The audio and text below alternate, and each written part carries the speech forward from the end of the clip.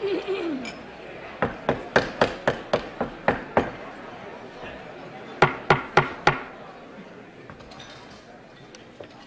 afternoon, and welcome to the National Press Club.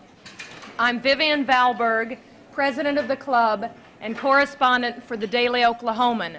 I want to welcome all those National Press Club members and guests who are in our audience today, and also those listening to this luncheon live over the more than 260 stations of the National Public Radio Network. In addition, this luncheon will be carried on a delayed basis by the more than 1,100 cable television stations affiliated with C-SPAN, the Cable Satellite Public Affairs Network. If you have questions for our speaker, and I hope that you will, please write them on the cards which are at your table and send them up to me. I'll ask as many as time permits. You should know that our speaker next Monday will be Senator Robert Dole, chairman of the Senate Finance Committee, and on Thursday, our speaker will be Alan Newharth, chairman and president of the Gannett Company, which has just introduced a new national newspaper. Now for the introduction of our distinguished head table guests. If you will withhold your applause until I've finished introducing them all, and if they would stand as I call their names. The Washington Bureau Chief of the Scripps League newspapers who organized today's luncheon, Lee Roderick. The United States Deputy Chief of Protocol, Thomas Nassif. The Minister of Trade of the Philippines, His Excellency Roberto Ungpin. National Editor of Hearst Newspapers, Joseph Kingsbury Smith. The Assistant Secretary of State for East Asian and Pacific Affairs, the Honorable John Holdridge. The Ambassador of the Philippines, His Excellency Benjamin T. Romualdez. Publisher of the Washington Times, Jim Whalen. The Minister of Information of the Philippines, His Excellency Gregoria Sendanya. United Press International Diplomatic Correspondent Jim Anderson. United States Senator from Hawaii, the Honorable Daniel K. Inouye. Prime Minister of the Philippines, His Excellency Cesar Virata. From Crane Communications, the Chairman of the National Press Club Speakers Committee, Stanley Cohen. The Minister of Foreign Affairs of the Philippines, His Excellency Carlos Romulo, I'm sorry.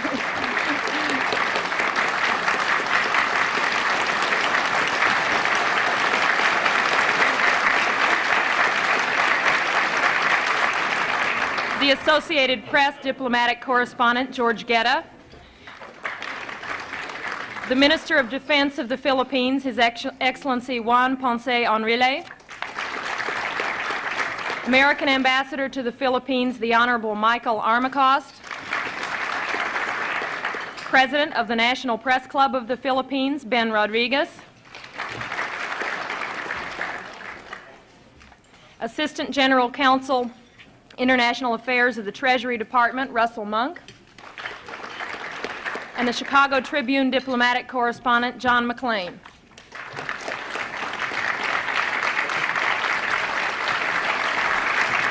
Thank you.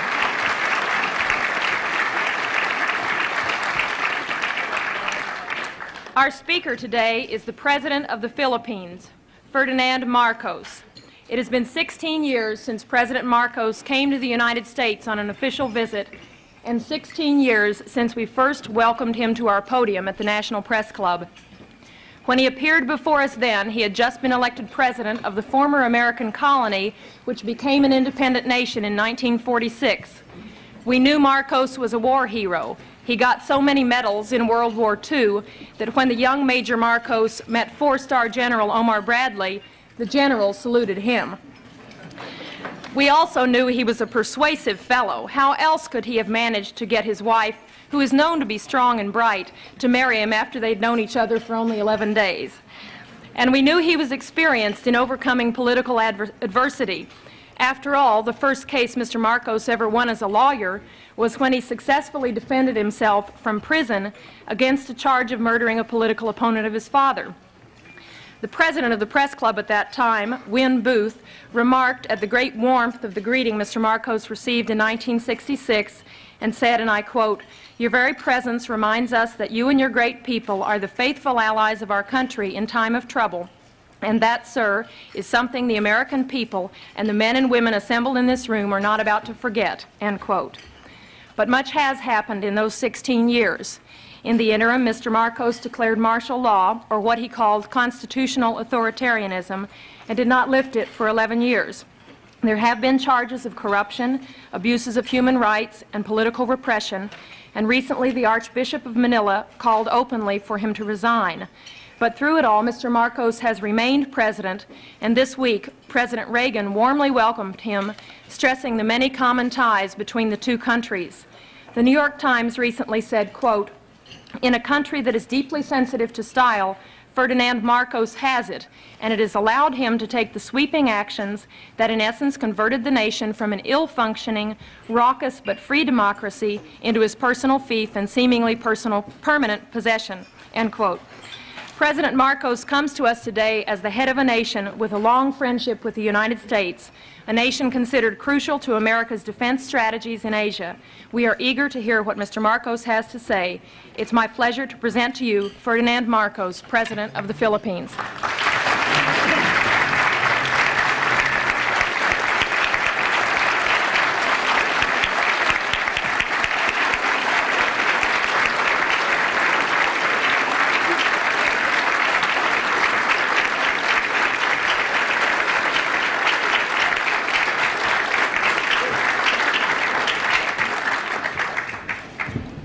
Thank you very much, Madam President.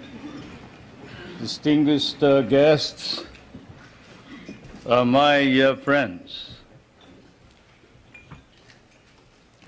It certainly is gratifying that in the course of my present visit to the United States, I should once again be accorded the opportunity to meet with the people who understand me or misunderstand me most. I'd like to thank all of you. I remember that our relationship, the relationship between the two countries can be opened up at one of 2 points by the historian or the curious investigator into world events. One, the military, which was Admiral or then Commodore Dewey, sinking the Spanish fleet under Montojo on May 1st, 1898 in Manila Bay, and with the help of the Filipino revolutionaries under General or President Emilio Aguinaldo, who then proclaimed the first Philippine Republic. Incidentally, President Emilio Aguinaldo was the grandfather of Prime Minister Cesar Virata, who is here. My grandfather only commanded the revolutionary forces. We have changed places since then. Either that point of entry is chosen or the more sedate commercial one 100 years back. 1796, the brig Astrea, sailing out of Salem, Massachusetts, towards Lisbon, and then to Manila, selling her wares there for 5 months, carrying that amateur and self-taught mathematician and navigator, Nathaniel Blow-Ditz, whom you must have heard, who later, in 1806, authored The Practical American Navigator, for he had discovered the simple way of determining longitude through the long voyage across the Pacific. The American government bought the rights of the 2 editions, and it has become a standard text for all those who study salesmanship from Kings Point to Annapolis. Either way, It has been dramatic and historic, and it was always to be so. There was always extreme on both sides, enmity, if not enmity, extreme friendship, a relationship of love, hate. And this is my fate and destiny. I thank you all for this privilege and this honor. It may be said that an official journal like mine ought always to visit with this press association, for, as someone once observed correctly, the American press is, of course, the fourth branch of government in this country. And then also it is well to remember that the so-called solicitude with which Americans regard developments in the Philippines is perhaps now more pronounced than in the devoted reportage by the American press on our country. This keen of the American interest of the American press notwithstanding, there is, I fear, some confusion in this country of what is happening in the Philippines today. It has been one of the shocks I encountered while preparing for my present journey, and also upon arrival here in Washington, to read in one of your outstanding papers a statement to the effect that the Philippines is still under military rule, which it is not, and that there is no civil government. Such misstatements, whether intended or otherwise, conveniently merge with more accurate reporting about the true situation in the country, resulting in much confusion and misimpressions about our country, require clarification. So perhaps I should begin by stating first a few basic facts about our country without too much embroidery. The Philippines is a republican state with a duly elected government at national and community level. We have a national constitution duly drafted by a constitutional convention elected and convened in 1970 and duly ratified by our people in 1973. Under that constitution, ours is a modified form of presidential government with a National Assembly constituted by assemblymen elected by regions in 1978 and a president directly elected by the people in 1981. Legislative power is vested in that National Assembly, while the executive power is vested in the president. And the party in power, the party that won the most number of members in this National Assembly, choose the leader of the legislature, and the leader is the Prime Minister, and he's no other than Prime Minister Cesar Virata.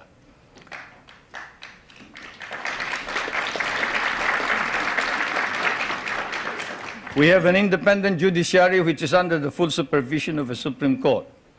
While it is claimed that human rights are not protected by the courts, or that civil rights are not duly enhanced by the Constitution, because there is no way of seeking, say, the remedy of a writ of habeas corpus.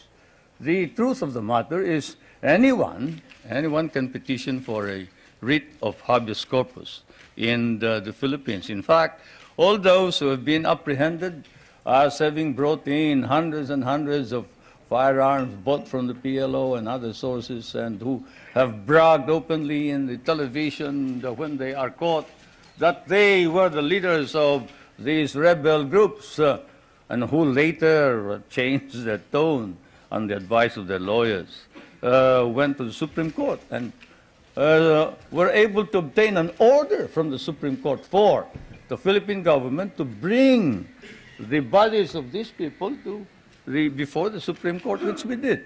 There is not a single man who has filed a petition for a writ of habeas corpus who has not been able to compel the government to bring the body of all those petitioners to the Supreme Court. In fact, the Supreme Court ordered an investigation on the allegations of torture, and the results were negative. The doctors testified that they examined all of these persons, all these petitioners, during the period of confinement, and they never complained about any mistreatment or torture. And some indiscreet remark indicated that this was merely said on the advice of the lawyer as a preparation for defense in the criminal trial. Now let's review the overall measures. All measures that have been issued by the President were issued at his instance alone? No. They are issued after a meeting of what is known as the party caucus. You who have studied constitutional law know that in a modified parliamentary or presidential form of government, the President actually doesn't make the decisions. He may lead the party, and therefore in the caucus, he may exert influence in the caucus, but the caucus decides what is going to happen, what is the policy to be adopted. In fact, our Constitution institutionalizes this procedure and states that the program and policy of government shall be adopted by the cabinet, submitted to the President for approval, but shall be responsible to the members of the National Assembly or the Batasang Pambansa, and for which the Prime Minister must stand. If he is rejected, then he must quit, he must resign, and a new Prime Minister must be appointed. Now, all cases are appealable to the Supreme Court, including cases of security against the state. We have a system of local government and administration throughout the country. In all, there are 73 provinces, 60 cities, 1,502 municipalities, 42,000 barangays, in each of which there are regular elections. Barangays are the villages. We just had elections this year. The election for president occurred in 1981. Under the Constitution, the people have a right of recall. They can recall anyone who has been elected by 1/5 of all the voters who voted in the last elections. A vote of 1/5 will suffice to call a new election for any given post. Our Constitution likewise provides for a Bill of Rights, which guarantees protection of the political and civil rights of all individuals, regardless of color or creed. Incidentally, that statement allegedly made by Cardinal Sin has been denied by Cardinal Sin. I was surprised that you haven't heard about it. This just goes to prove that there is some time lag when you move towards the West.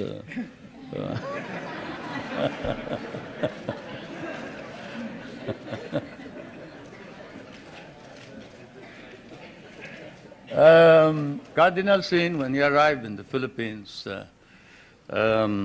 appeared before some of our friends and said, look, there is no quarrel between the church and state, and the church and state are separate. I have no intention of intervening in political affairs. I have not stated that the president should resign. That's his business. That's the business of the people. He was elected by the people, and I'm not about to say anything about this. That's why I'm surprised that here you make much of it. But I suppose that's part of news. It's good copy. Can you imagine asking the president to resign? That's by constitutional mandate. Social justice is a matter of national policy and a priority objective of government. And this is why one of the first reforms was land reform. You know, when I proclaimed martial law, I didn't proclaim martial law alone. It is made to appear as if I just signed the decree and said, I impose martial law on each and every one of you. No. I asked the legislature to please pass a law proclaiming martial law because there was anarchy in the country. Now, let me say this. The opposition was strong. And they were members of the Security Council, and somehow they had adopted a resolution which required that there be a unanimous vote for the armed forces to be able to move.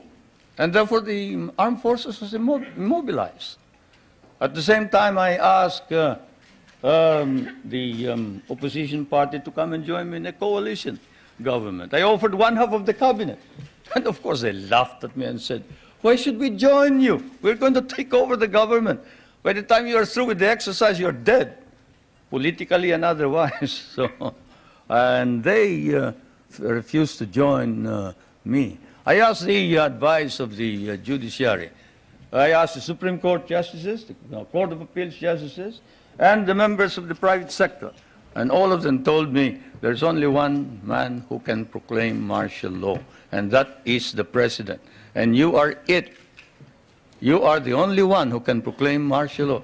This is why I must carry this particular mark in our history. I could not have transferred it to the legislature. Why? Because the legislature did not have the power. What does the Constitution provide?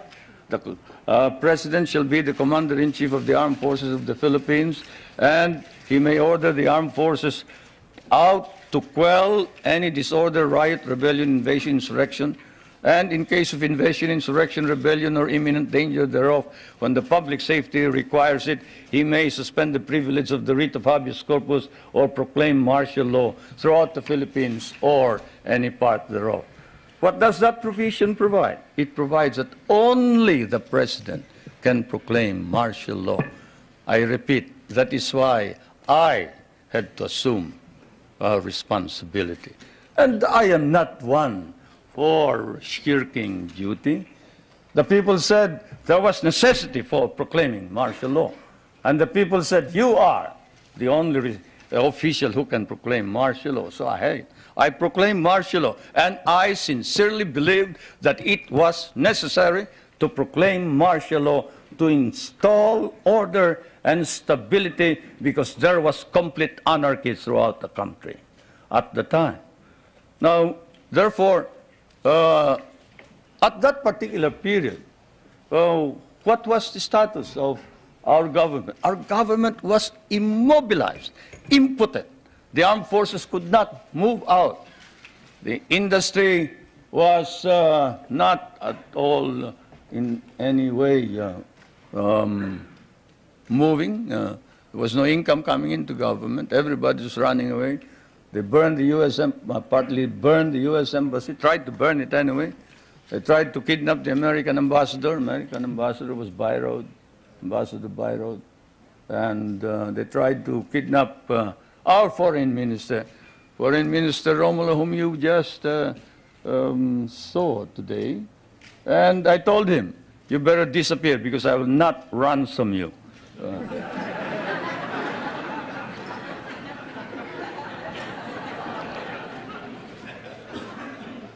But whatever it is, they burned the Manila International Airport, they bombed the Supreme Court, they bombed the Constitutional Convention, they bombed the City Hall, they burned part of Malacanang Palace, they attempted to kidnap my children, they attempted to kill the President 8 times. There was, of course, an attempted assassination against the First Lady. You all know about that. And this required that I immediately act on it, and so I did. Now, we established land reform. We were fighting a group known as the Hukbalahap, Hukbong Nagpapalaya ng Bayan. It was socialist inclined. It was leftist. But they were friends of mine because we had fought in the Second World War together. And so I approached them and I said, look, I'm going to establish land reform. If you're fighting for land reform against the feudalistic agrarian system, then you must join me. And they did. I want to introduce to you the leader of that rebellion, who is now present and is a part of the government, Mr. Luis Taruk.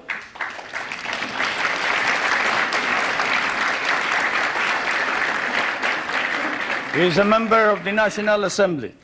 The one reason why he ran to the hills, according to him, was he was elected as a member of the old legislature and he was not recognized as such. He and the others.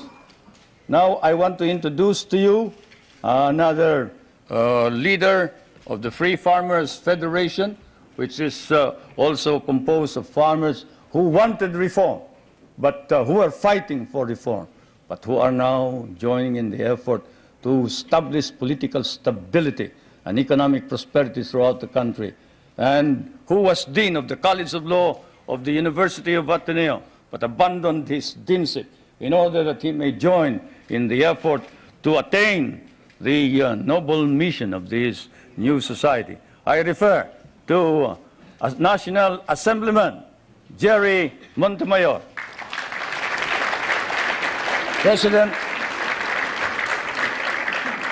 President of the Federation of Free Farmers of the Philippines.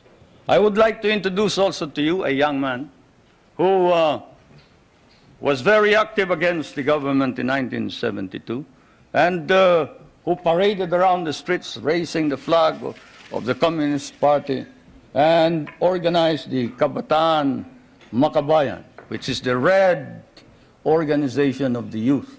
And this man is Nilo Tayag. Is he here?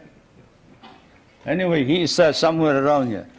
But they have all joined, all these activists, to prove to you that all these stories about our being oppressive against our enemies and our friends, they've all joined the government to help reform and drive out all the corrupt people in the government. We have an ombudsman. We are the only country with an ombudsman. You know what an ombudsman is. He is the officer who watches over the corrupt officials of government. And this man has charged more than 1,000 officers and employees and sent most of them to jail. Is Justice Pamaran here? He must be somewhere around. Where's Justice Pamaran? There he is. There's the ombudsman.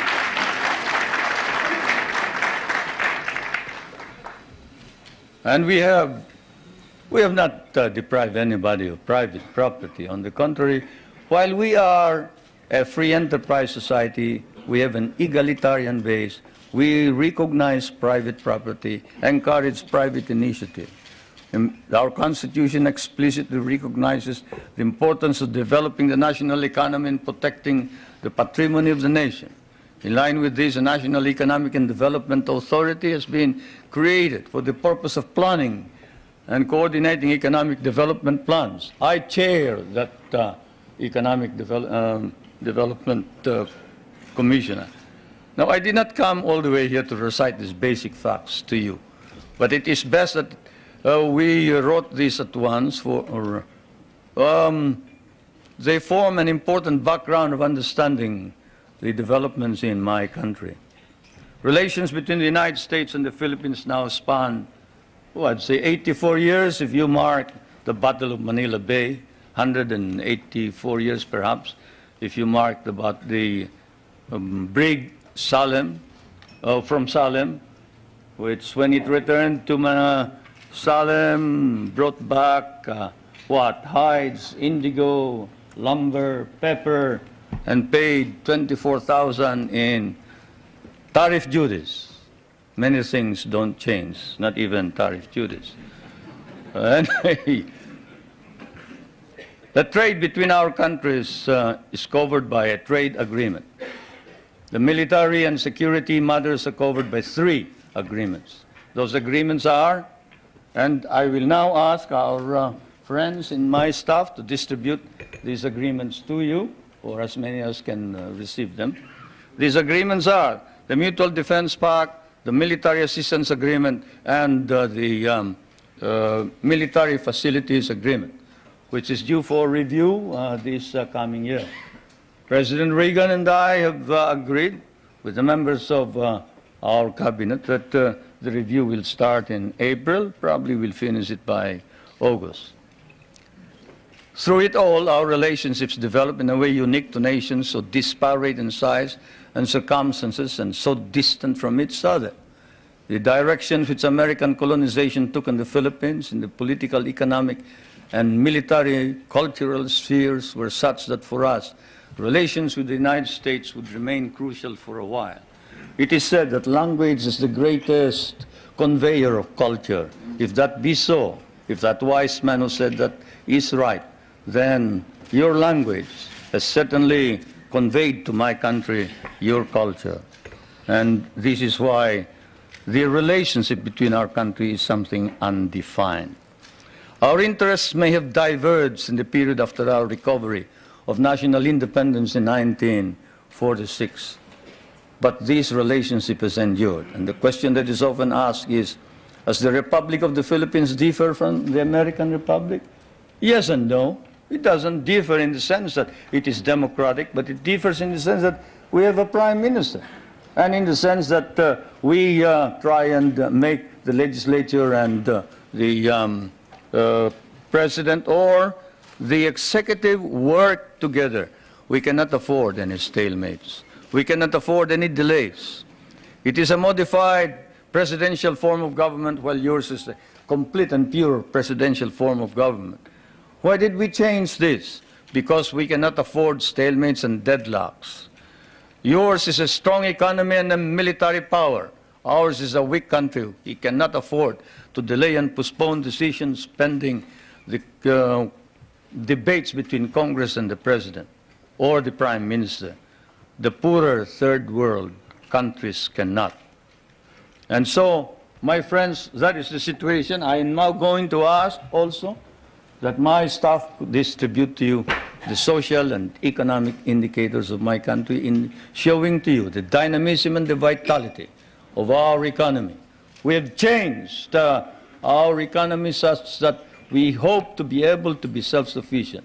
We were importing rice before. The last time we imported rice was in 1976, 77. We paid $500 million for that price. Today, we are exporting rice to our neighboring countries. And the per capita income was about $200. Now, it is more than $800 per capita income. The gross national income has increased 5 times. I need not go any further. I'll wait for the questions, and now I am ready for interrogation.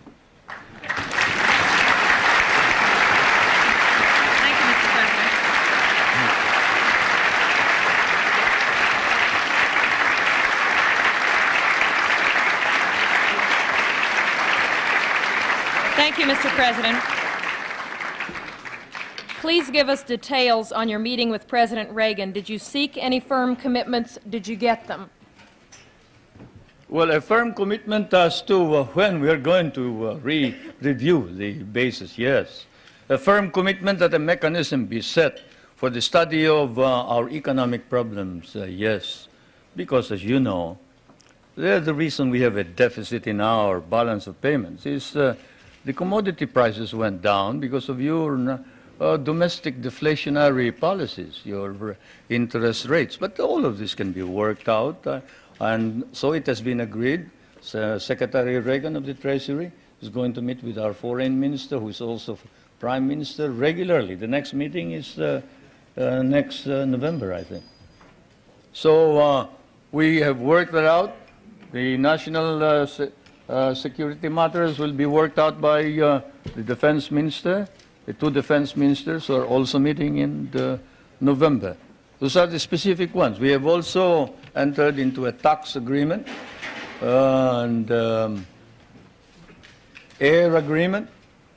This afternoon, tomorrow, there will be some kind of agricultural agreement. As you know, we have one of the most modern and biggest concentration of agricultural and natural scientists in Asia. This is in Los Baños, the University of the Philippines.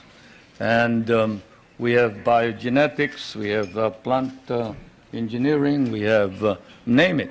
You remember that the International Rice and Research Institute is based there, and that it was the one that produced the new type of rice which produced the rice green revolution. And we help your scientists produce the corn that can fight mildew. When your scientists could not produce it, we did. That center is going to be developed. We are also hoping to be able to exchange technology on non-conventional energy and other matters. It has been reported that your government will seek $2 billion in rent from the U.S. for the Philippine bases. Is this an accurate report? No, it is not. We have never talked about figures. Louder and clearer. We can understand the question.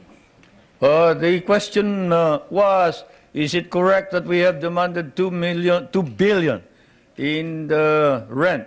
The answer is no. We haven't quoted any figure. What we have asked is this. We want a study. What is it that is necessary in order that we can perform our job? You and I know that if the Philippines is attacked, the United States is not necessarily bound to immediately react because the provision of the Mutual Defense Pact is that you will immediately take steps as is necessary to meet the contingency in accordance with your constitutional processes. What does that mean? That means that you go to the Senate and the House of Representatives. What does that mean? That means delay while we are dying there.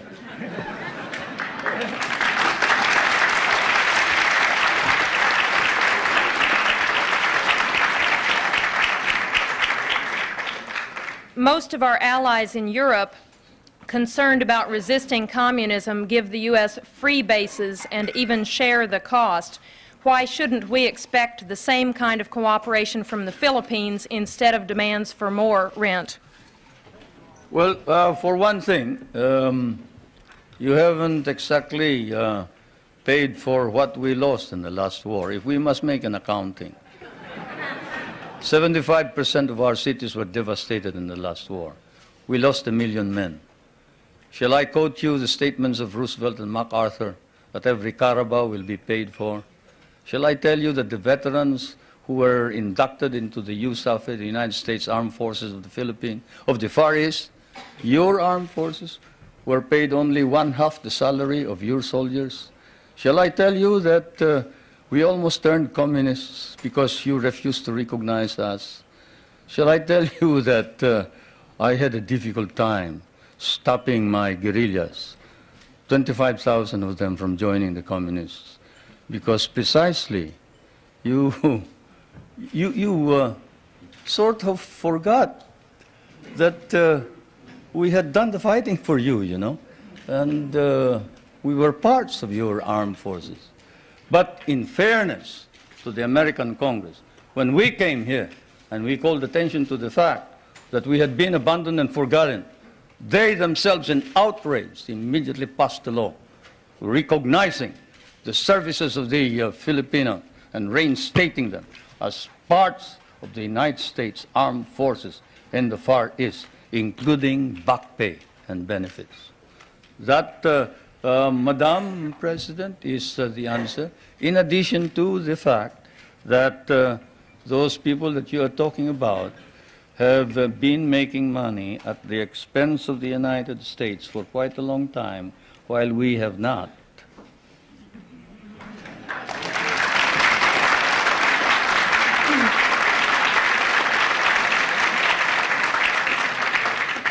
After the attack on Pearl Harbor, U.S. bases in the Philippines could not be defended. Why should we expect that in another war these bases would be more reliable? That's one of the questions that I wanted to find out.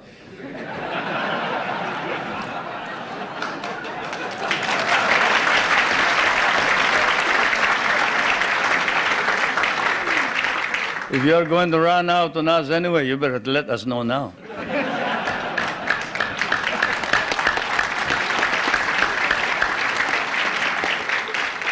Is it true President Reagan has not raised with you any concern about repression and human rights? Well, he sort of spoke of the fact that we have all this constitutional provision. But we did speak of the fact that we must maintain and enhance human rights in general. But this fault finding that we found in some of these reports before isn't there. There is this open-mindedness and fairness which we expected of America and the Americans. The Americans that I know, the Americans who fought beside me, the Americans who bled with me in many a battlefield, was a fair man. He was a just man. He was a courageous man. He was a man who saw right and did right. And it is not fair to accuse the Philippines of any violation of human rights when there has been no violation. If there has been any violation, we punish those who have violated. And I now ask that this particular writing of one of the most celebrated figures, who claims to have, at the beginning of the campaign against my government, claims to have been maltreated by some of the military men, now reports exactly what happened. I ask that my staff distribute the letter of Herrera, Trinidad Herrera. You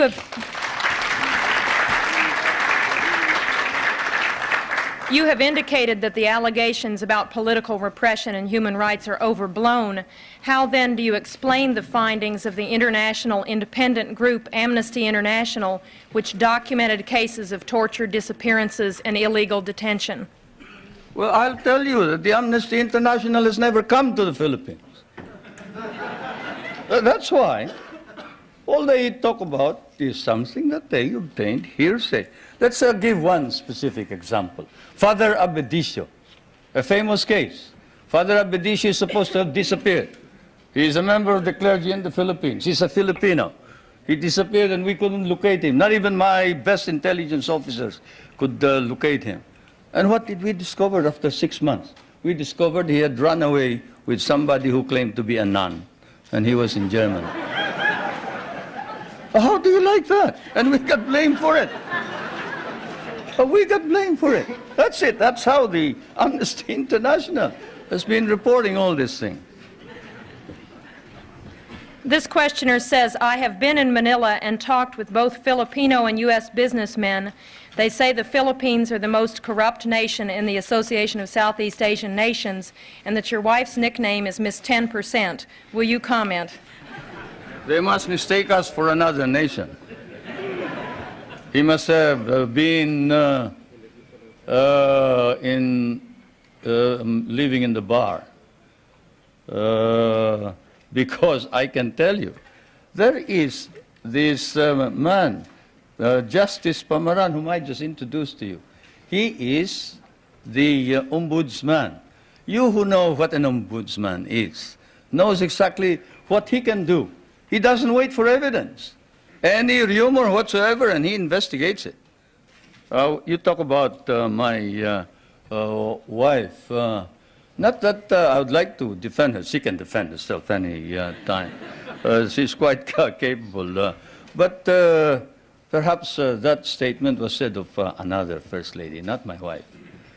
Certainly not my wife.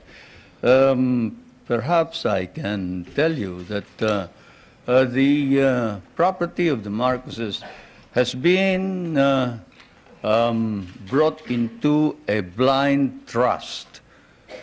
And not a 2020 blind trust either. It's a real blind trust. And we don't know exactly how that blind trust operates the property.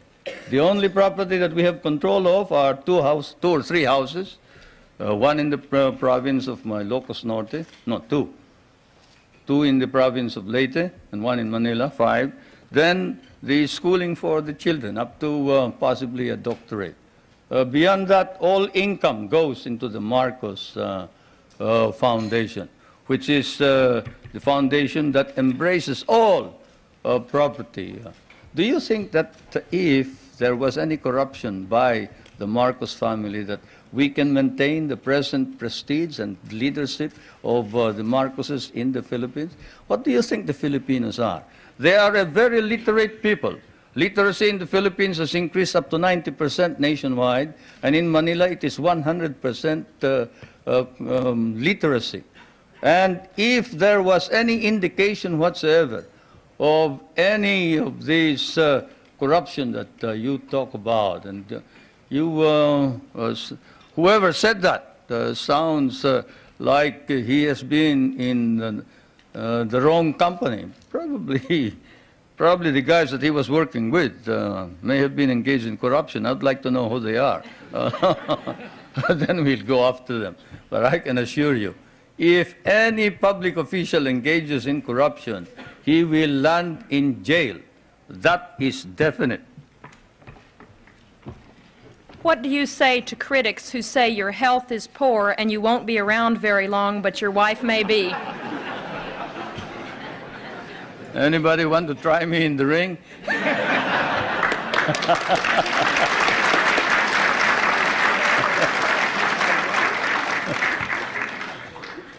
Yeah. Ridiculous. I refuse to answer questions like that.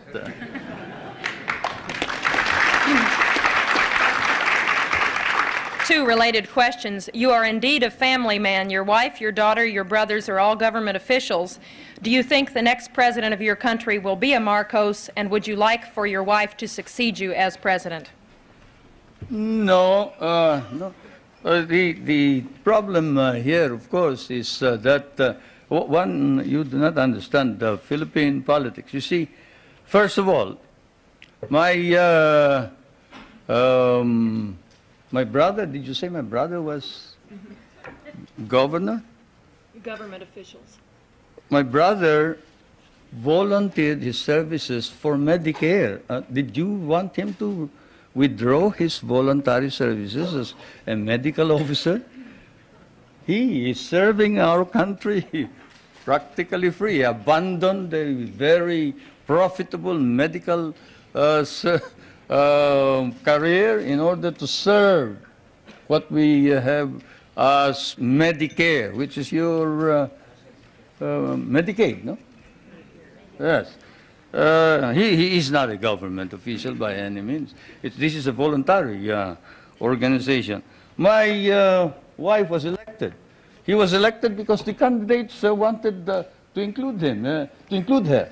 They wanted somebody to carry them.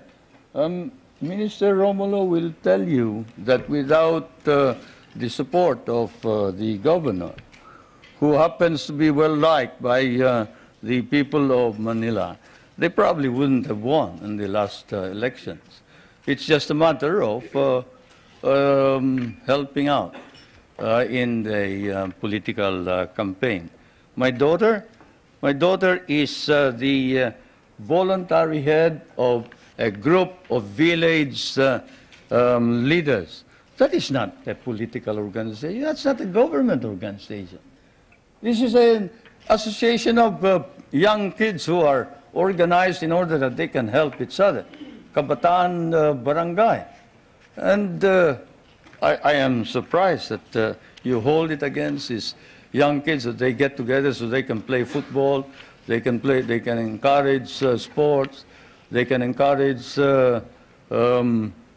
people, the young kids from going into drugs. Don't you think that you should also organize something here in the United States and get somebody to stop the young kids from going into drugs and instead go into sports? Well, that's what they're doing. Now, with respect to the other officials, the question, of course, doesn't specify. Let me put it this way. As I told you, our government is a caucus government, consensus. When the consensus of the party demanded that I appoint the First Lady as a member of the Executive Committee, I had an agreement with them, and that is that she would not become President or Prime Minister. At the beginning, even Prime Minister Cesar Virata was for the First Lady becoming Prime Minister. But the First Lady and I stood our ground, and we nominated the Prime Minister Virata instead. Now, is that the the action of anybody who is preparing to take over as a dynasty. Now, my other daughter, well, she is in Pennsylvania. She's studying voice culture, and she is in anthropology. I don't see what connection that has with politics. Mr. President, your opponents say this trip is costing between $5 million and $20 million. What is the budget for your trip? It's ridiculous. My cabinet is spending only a very minuscule part of that. If there are any people who have joined this group, they are on their own. I'm sorry to say. They're on their own. Do you believe the United States now has a consistent, understandable policy toward the Philippines and East Asia? Shouldn't you ask that of the United States leaders, not me? But as far as I'm concerned, yes, insofar as we can understand. What I see is a resurgent American nation under a new leadership, trying its very best, earnestly trying to arrest decline and slide in prestige and in policy, in domestic and foreign policy. That is what we see from the outside. There is an earnest effort to prevent drift and confusion. Now, we would like to encourage that because among the small nations, there's no possibility of any progress so long as there is instability throughout the world. And so, as I said last night, what I see now, 16 years after my last visit, actually my last visit was when I came to participate in the memorial services of President Eisenhower in 1969, not 1966, 1969. And, but what I see here is while in the past America was in the dark, and there were doubts and misgivings. There were fears that you were tiring, you were weary, you doubted your own strength, you didn't know where you were going. But now there is hope, and the phenomenon is what we see is an America emerging out of the shadows. It's still partly in the shadows, but it's trying to emerge.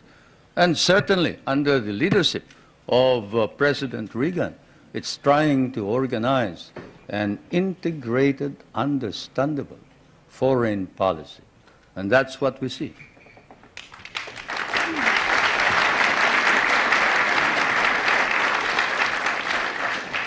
There is widespread malnutrition in the Philippines, and only 1/3 of your labor force has regular employment. Given this, how do you justify the prosperity in which you, your family, and friends live? But you must like us, the way you ask those questions.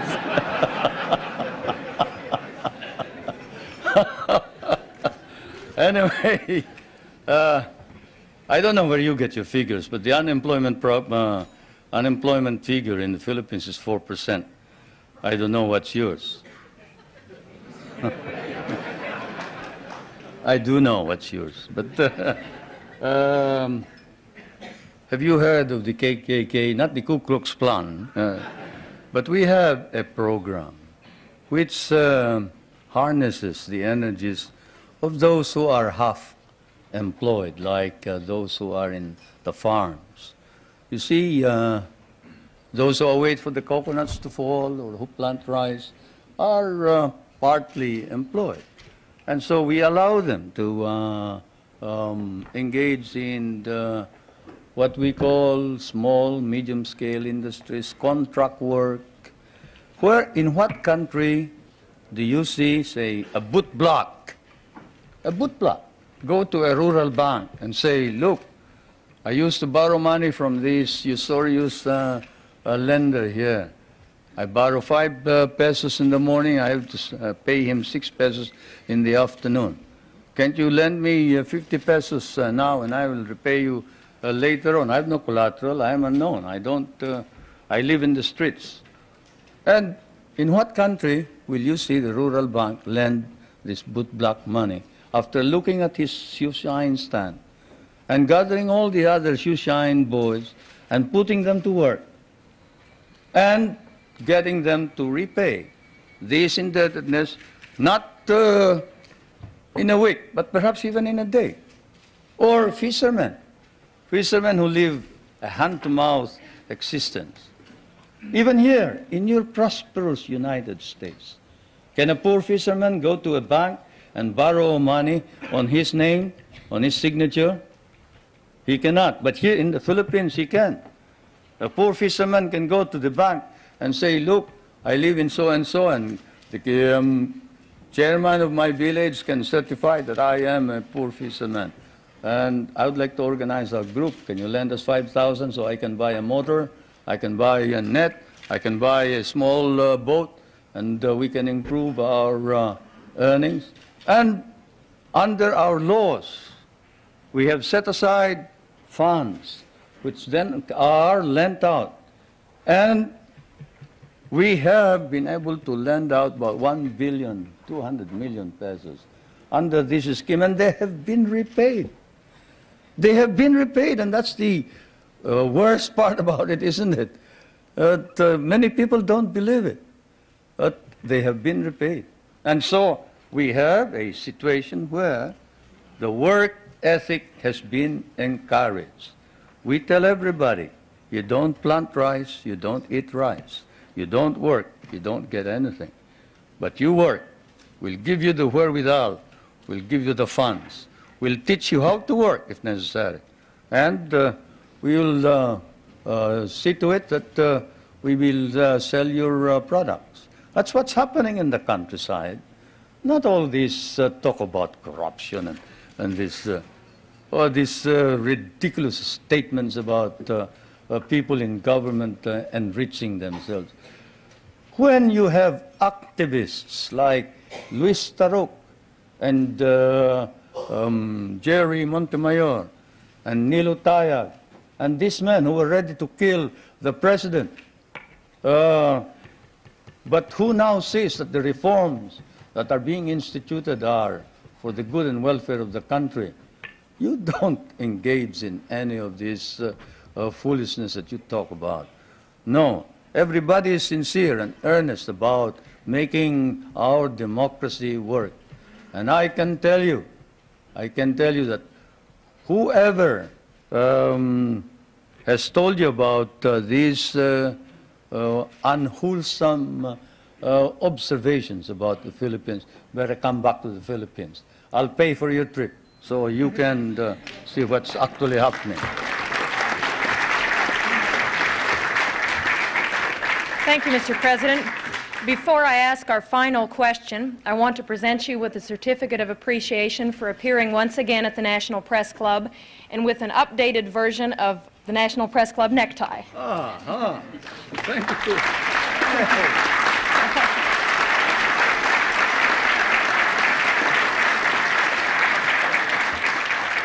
And now our last question. Is it really true, as your biography states, that you were born in a thunderstorm?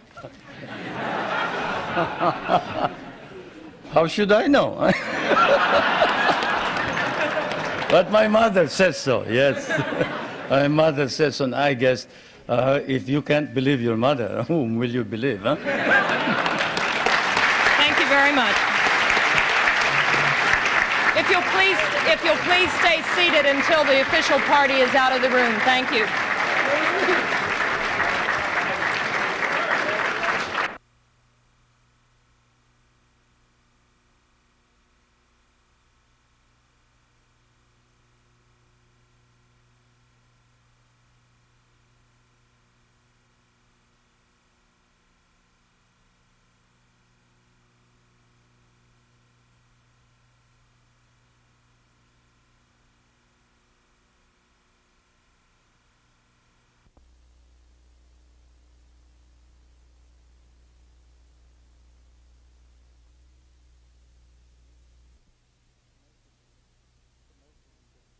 to make them in good faith. I'm sure of that. May I just raise one more philosophical question? You are certainly one of the most articulate spokespersons for this administration, and I'm sure that your range of intellect covers very broad fields, so the question, I hope, will be a fair one. I find it remarkable that in arenas that the administration emphasizes and places a very high priority on, this administration invariably comes in, as it does in the military field, with huge increases in budgets. And the justifications are always couched in terms of desperately needed additional funding, as we are debating this minute on the floor, additional funding for chemical weapons. In arenas where the administration's priority and interest seems to be very limited, as in my view in the environmental field, the administration's rhetoric is one of cost effectiveness